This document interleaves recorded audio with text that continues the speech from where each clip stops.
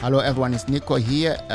Imaginaction broadcast across the borders. I'm across the border myself. I'm talking to you right now. I'm in Scotland, but I'm so happy to say today I'm here to introduce part one for the interview that was done by Uri Noy Meir with Ruth Cross. Guess who they'll be talking to? They will be talking to a legend. Bárbara Santos is an influential director, facilitator, and a leader of the Theatre of the Oppressed. She has worked closely with Augusto Boal in the years of Boal was back in Brazil. Well, I'm not here to share all the story now. My job today is to introduce you this wonderful podcast and as well to the interviews. So all I'm asking you, ladies and gentlemen, is to tune in this podcast and share it with your friends if you can, because believe me, these interviews, they're full of people who have talent, creativity. They know how to speak about theater. So if you want to hear more stories about Bárbara Santos, I'm going to share a secret with you. Get to the podcast. The first question that I'm asking people is really about the entry point, the threshold, the opening the door. How did you get to do this kind of work? Yeah, I thank you for the invitation. And my journey start. I am sociologist by qualification. Yeah, it's like, and then I was working in the educational system, the public system of education in Brazil, in my seat, Rio de Janeiro. And I was part of multidisciplinary team. Yeah. And then we work with our colleagues, teachers inside of classrooms. And then our aim was much about bring topics as community participation, students, dialogue between community and school, and was a moment of a really open mind government in my seat. And then because that we built up this team. And then we brought discussion for our colleagues and also qualification, new methodologies for anyway, it's a lot of open discussion, but was a really difficult topic. Yeah, dialogue between community and teachers and school and institution. And we had to make a big meeting between all colleagues about that, because the government wants to change the policies. Yeah, more space for the community, but also more space for the students. They know what's going on with their own life. But this topic was really hard, because when we talk about dialogue, sometimes in school, teachers has the feeling that they are going to lose power. They are going to lose importance. Yeah. And we didn't know how to approach this topic. Yeah, we are really afraid.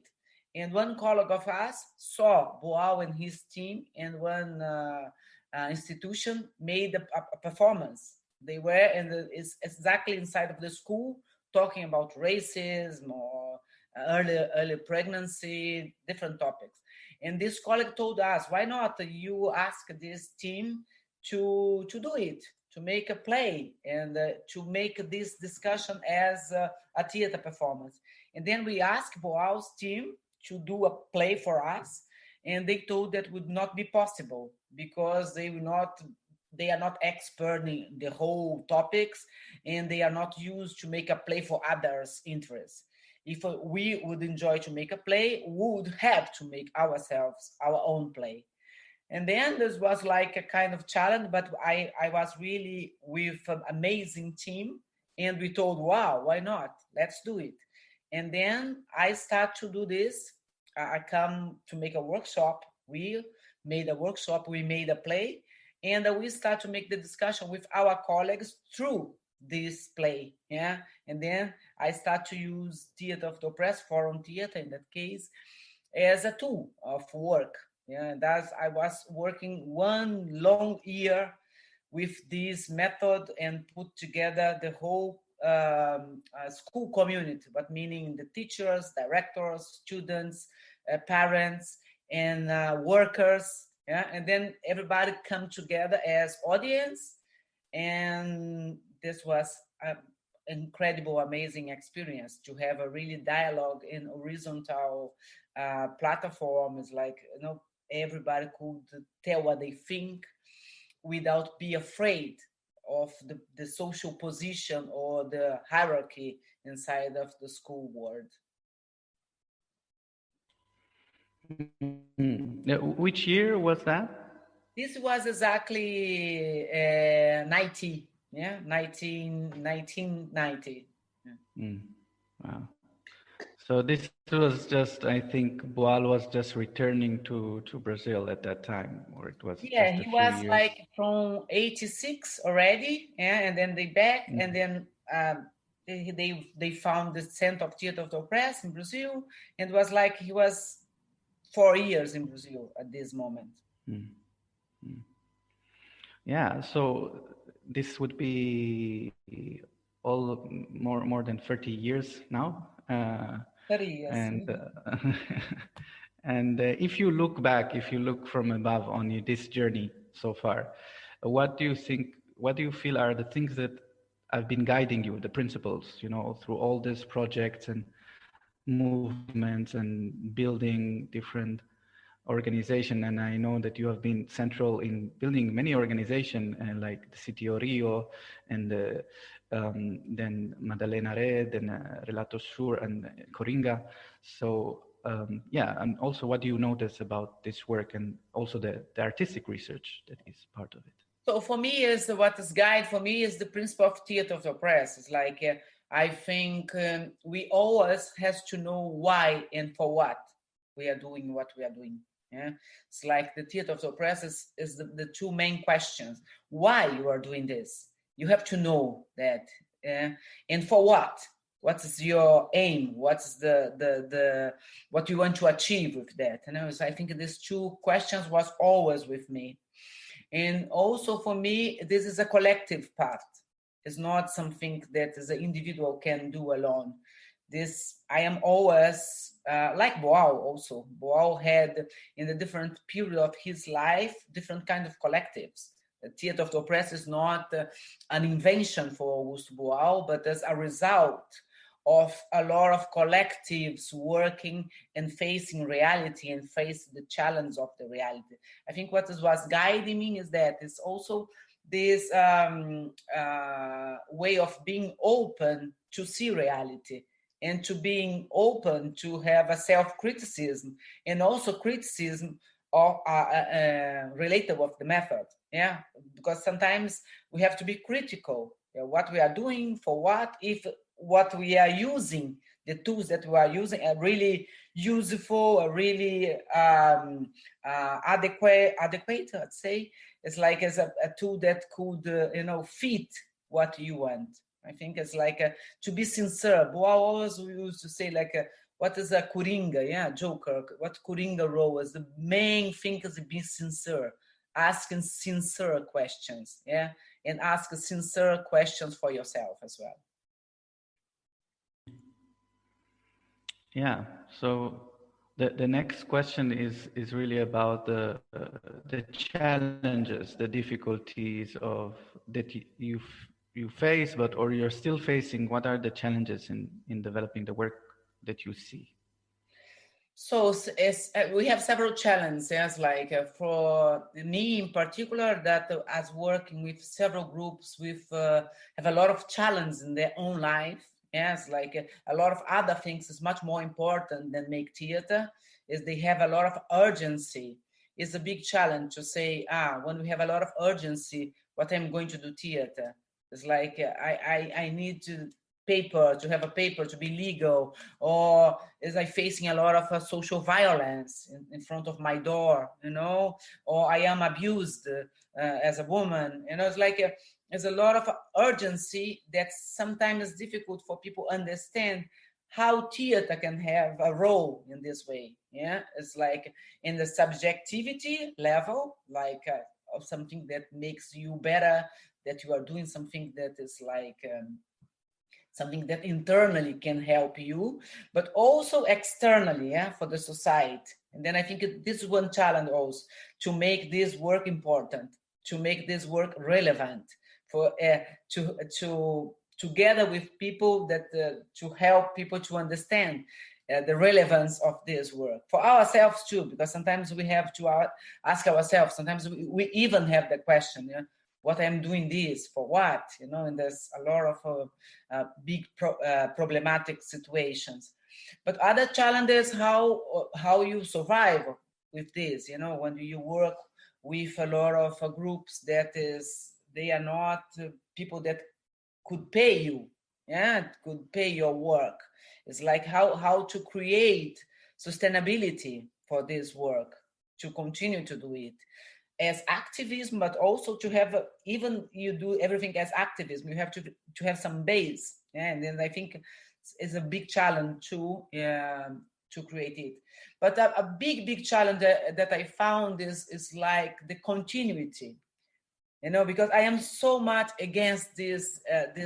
The majority of the work of TO is based on workshops. I am not much a workshop person. I even have some prejudice, because some people put so much TO inside of rooms. It's like something that you have to experiment as a piece of experience. And then, but I recognize the big challenges, like when you make a group to make long-term experience, or not one specific event, to make this one experience, even not long-term, but something that we can develop. I recognize it's really difficult to guarantee the continuity. Not only about the interest, but the base, what is necessary for that.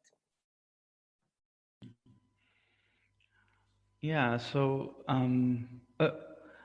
the next question is again taking from the challenges, but also from what has been the rewards or the benefits of doing this. What do you think you are getting from? So there's obviously difficulties with getting money or managing collective groups, but what keeps you going? What has kept you going, and what you feel is the gift of doing this work, or the gifts? The result of it, of course. It's like when I have a lot of difficulties, but I achieve a lot. The result is difficult to keep a group working together, but I work with several groups that we are together for many and many years. Groups in Brazil, groups in Africa, groups in Europe, and people that I am work continually. It's like a long-term experience. It's like this year, 2020, but now we are a little bit confused which year is that because of the pandemic. But in November of 2020, I back to Guinea-Bissau for 3 weeks.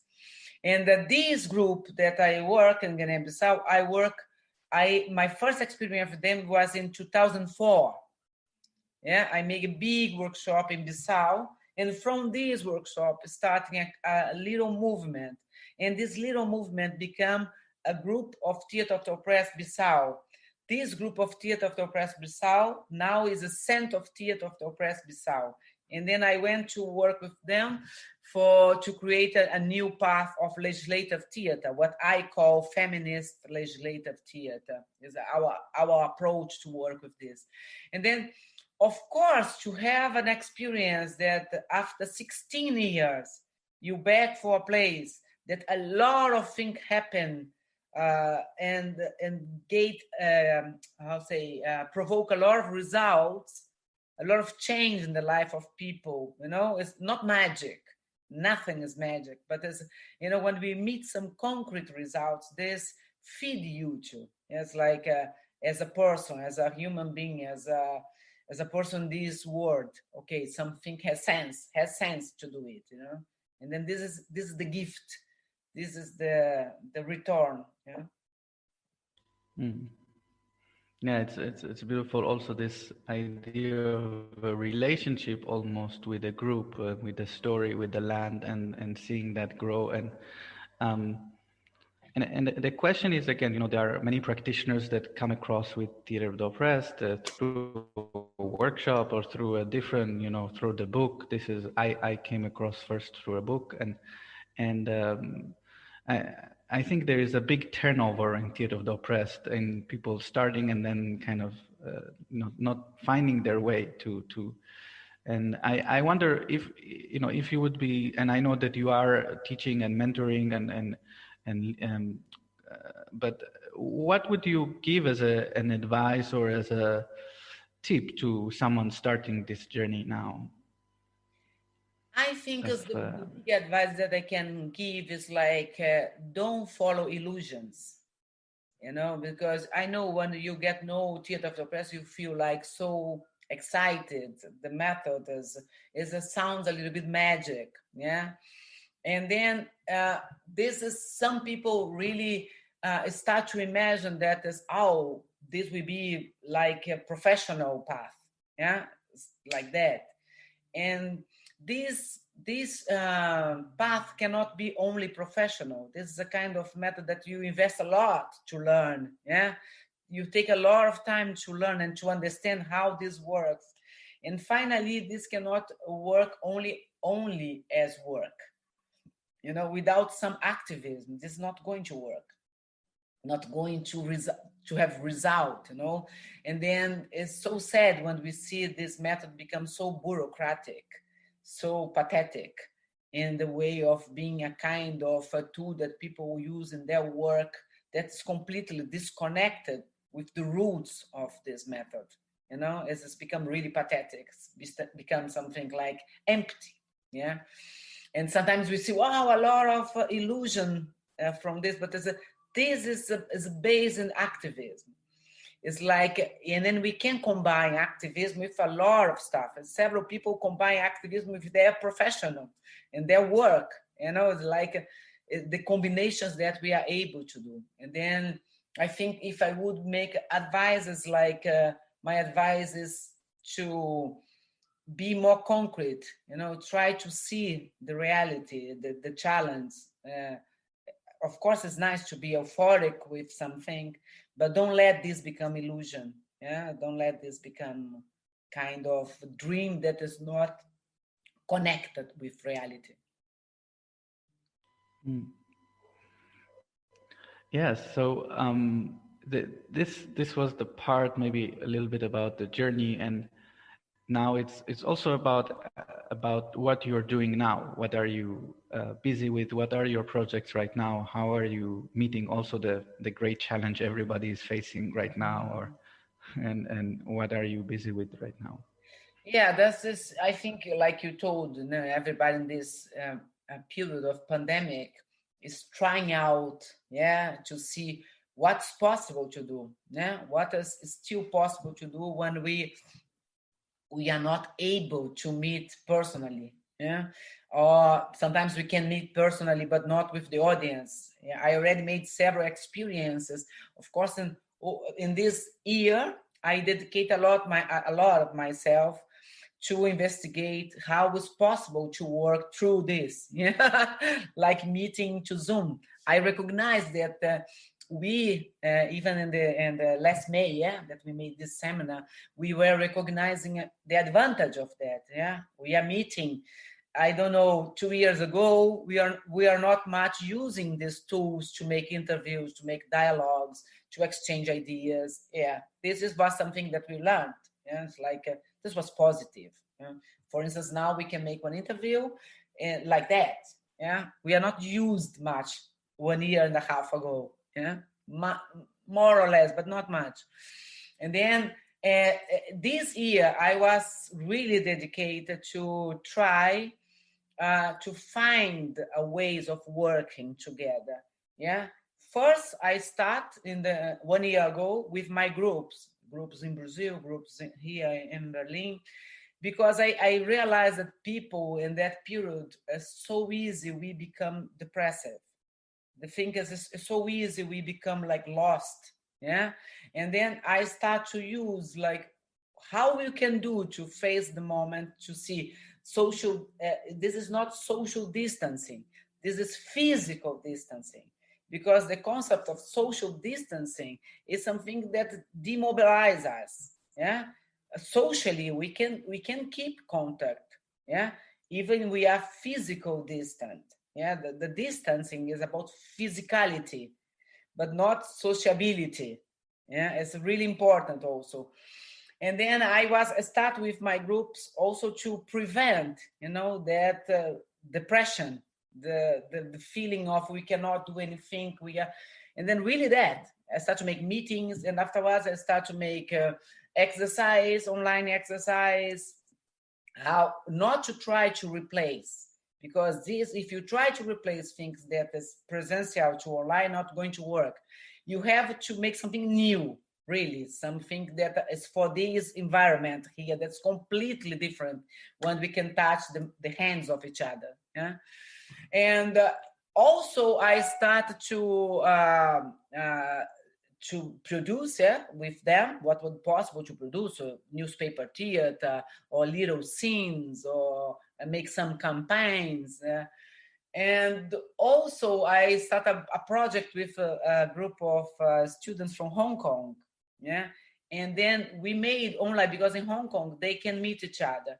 They are much more used to use masks the whole time than us. Yeah. They have much more discipline than us. And then they work there in Hong Kong, and I'm work here in my room. And we are in the process of made a play. We are developing a play, and I am directing them from here, and also training them as facilitators, because they are going to meet some audience. And also in Ukraine, Ukraine or Ukraine, you say in English, I don't know, Ukraine, I don't know.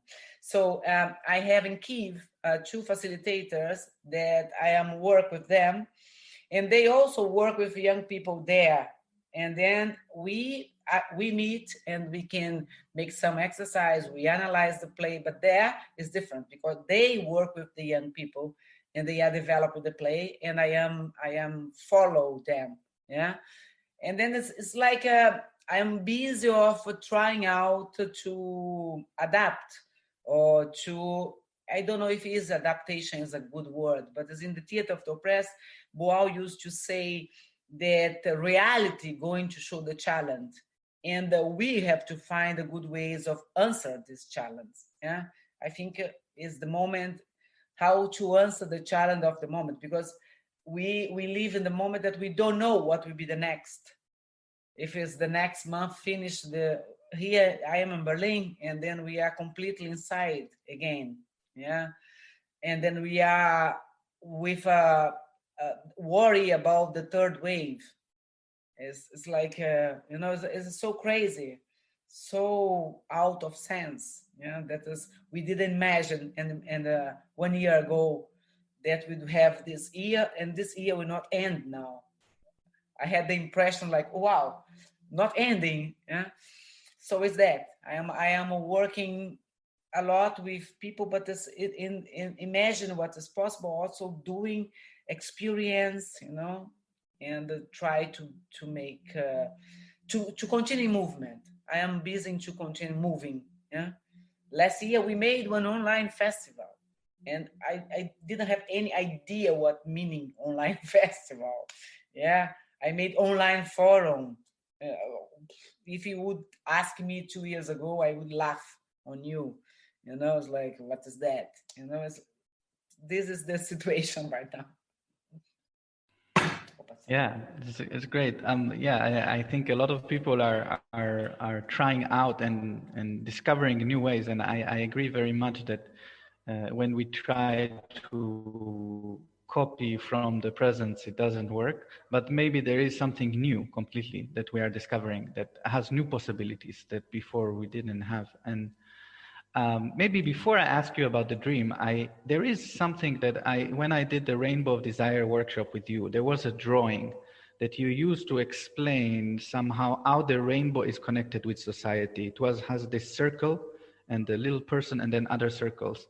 And I'm very curious with this, what is this represent? If you can say, like, how is rainbow connected with society? What is this image? Where it's come from? Oh, for me, theater of the oppressed in general, if I would say for you what's disturbed me much in theater of the oppressed, I would answer you this individualism. It's several ways of using TO is really individualist. Yeah. And I found this so danger for the method itself. Yeah, when we are analyzing social problems so much through personal perspective. Yeah, so in Theatre of the Oppressed, we have a concept that we call assesi, that is the connection that we make from the micro situation to the macro. Yeah, the macro include us. Yeah, the macro situation is explain what happened in the micro experience. The micro experience is our personal experience in our everyday life. Yeah, but our personal experience is not outside of the macro. And in several ways of working with Theatre of the Oppressed, people represent a personal experience like they are out of a context, out of a social context.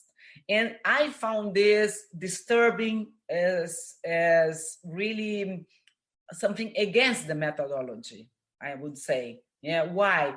Because you analyze the protagonist and the antagonist as a person, but a person without social history. Yeah, and then when you disconnect it, you say okay, the problem is not the oppression, but the problem this person here. You know, the problem is this person there. Even the forum, I feel really disturbed in our way of asking what she could do different. When we ask that, we already put responsibility on the shoulder of the protagonist. She would be something different. She would make something different. You know, the responsibility is the protagonist's responsibility. When we know that have a lot of think around, that is not always we are able to choose. It's not about choice, you know? As we say, no. What she could make different? It's like it was a choice, individual choice. And then individualism for me is the worst thing that we have in the Theatre of the Oppressed. And even when I do Rainbow of Desire, I really work a lot for people understand. When we are going to analyze our oppressor that is internalized, this oppression didn't born here in my mind. Yeah, this oppressor became subjectivity because of my social experience. My socialization brought me several oppressors in my mind, but this was not magic that is inside of myself. You know, they come in, they was out and they come in. And then when I try to put the draw that you remember, that I have in my book too, this big draw, what I call social context. I call every prejudice that we are using in our life, we learned from our socialization. We didn't born machist. We learned to be machist. We didn't born sexist or homophobic or transphobic. We learn it, you know? And then to analyze this transphobic situation, we have to understand where comes from the transphobia, from our social context. This is a value in our society. And then if I imagine, for instance, one of the things that moved me a lot was the way of TO practitioners represent, for instance, violence against women. Yeah, there's a lot of plays that represent, for instance, domestic violence. Put the protagonist as a stupid, horrible, idiot character. Yeah, and then we make a forum afterwards, and the forum is like somebody come on stage and say, "I'm going to divorce," and then the question, what this stupid woman didn't divorce before? It's so easy to solve this problem, you know. And then the forum is this kind of forum is against the Theatre of the Oppressed, is against the forum, because the woman, that situation, she is responsible, she is guilt. What happened with her? The oppression is a result of her mistake, individual mistake, you know? And then, for instance, when I work with Rainbow of Desire, what I try is connect the macro with this situation and also the solution or the ideas that we have also connect with the situation. what I call social context. This is not out. Any problem that we have is out because we are not out in the world. We are inside. Everything is happen inside of our society. Yeah, the society is you cannot see the society here with me. Yeah, you see me alone in my room, but the society is here with me. Like how can we represent it on stage? This is the challenge. How could we bring it for our Rainbow of Desire? I think Boal start to do the tree of Theatre of the Oppressed, start to want to make it. I wrote this in my books, actually my hypothesis, because he saw how people was using in the wrong way Rainbow of Desire, especially. Like Rainbow of Desire is something out of Theatre of the Oppressed. Yeah, Theatre of the Oppressed. Yes, Rainbow of Desire is something else. And he put in the tree and he want to say, no, this is a part. This is all connect with the other technique as well. Yeah, this is a part of our project to change reality, because subjectivity is really important for change. We cannot change only in the object level. The subject level also is there. We are at both sides, yeah, at the same side, at the same time.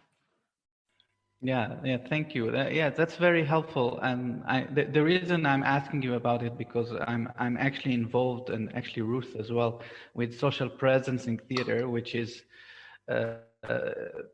let's say a method that's developed by Arawana Hayashi. I just interviewed her last week.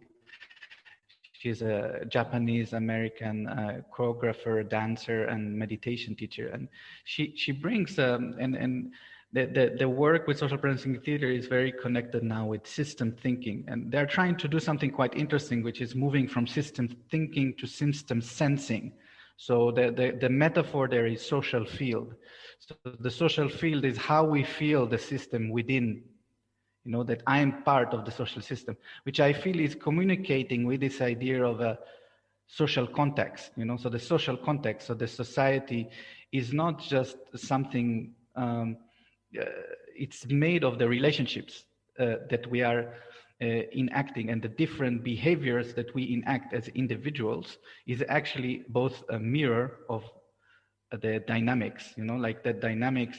So I feel it's very interesting, and trying to connect this approach, of the trying to understand. Also, there is this objective social reality. Is it an objective? Is oppression objective or subjective? It's I feel oppressed. Am I oppressed?